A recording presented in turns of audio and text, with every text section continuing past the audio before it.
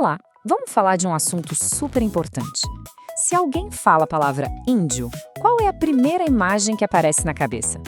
Pois é, provavelmente algo bem longe da realidade. Hoje a gente vai quebrar essa ideia para entender de verdade quem são os povos indígenas no Brasil.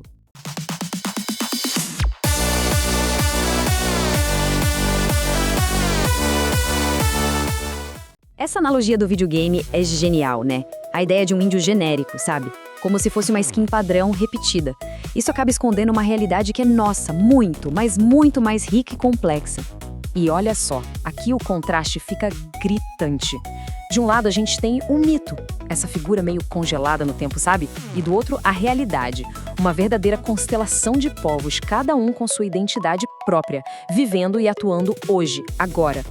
E essa mudança de nome no calendário de Dia do Índio para Dia dos Povos Indígenas não foi só um detalhe, não.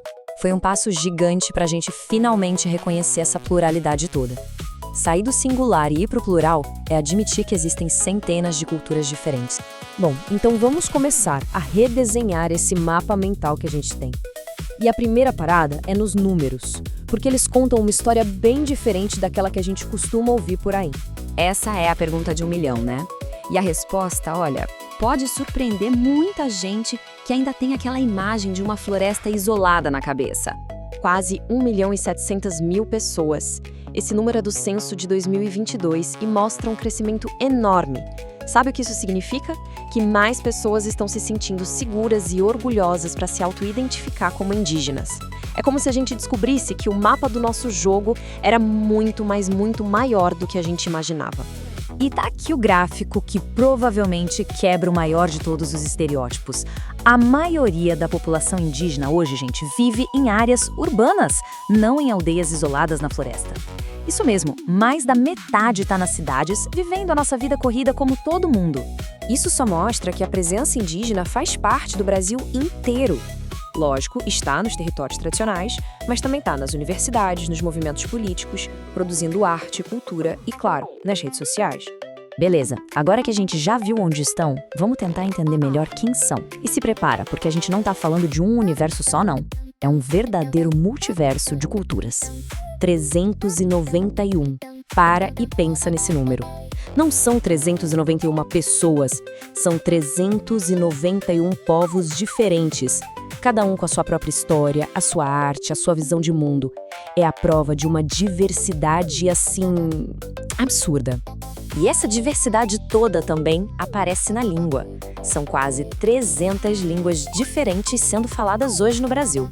Pensa só, são quase 300 jeitos diferentes de nomear o mundo, de contar histórias, de construir conhecimento.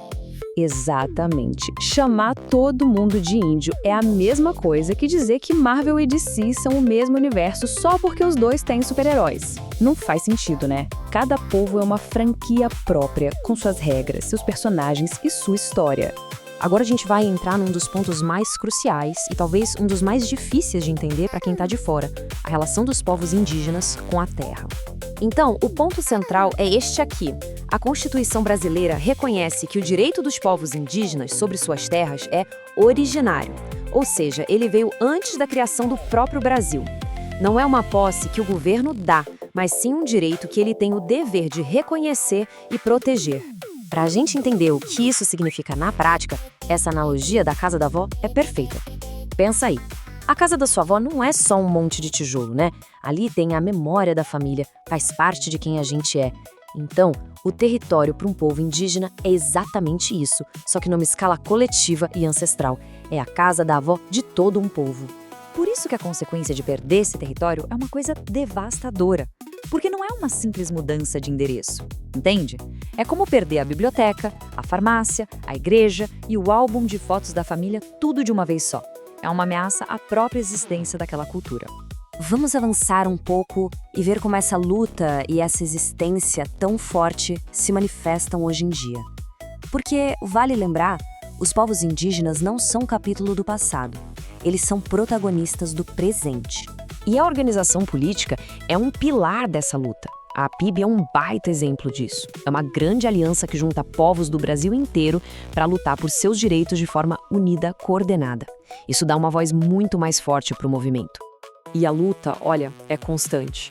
Os desafios são enormes. Vão desde a demarcação de terras, que ainda tem centenas de processos parados, até a proteção contra invasões, a violência contra as lideranças e a briga por políticas públicas que respeitem suas culturas. E dentro de todo esse cenário tem uma situação que é única no mundo. O Brasil tem o maior número de registros de povos que escolheram viver em isolamento. E aqui é super importante entender: isolado não quer dizer atrasado.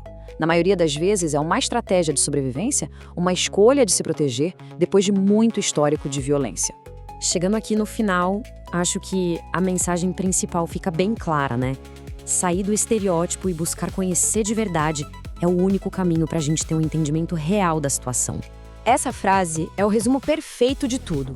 O convite aqui não é para a gente olhar para um museu, mas sim para sociedades que estão vivas, que são diversas e que, no fim das contas, são fundamentais para a gente conseguir entender o que é o Brasil de hoje.